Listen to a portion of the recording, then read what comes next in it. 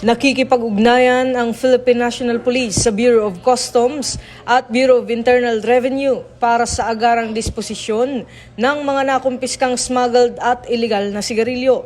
Ayon kay Chief PNP Police General Jose Melencio Nartates Jr., layunin nitong mapanatili ang integridad ng anti-smuggling operations at maiwasan ang anumang espekulasyon.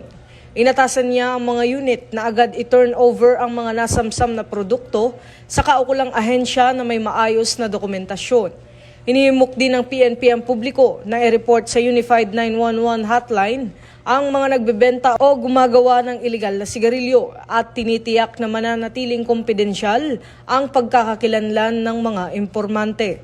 Ito ang bagong PNP para sa bagong Pilipinas. Serbisyong mabilis, tapat at nararamdaman.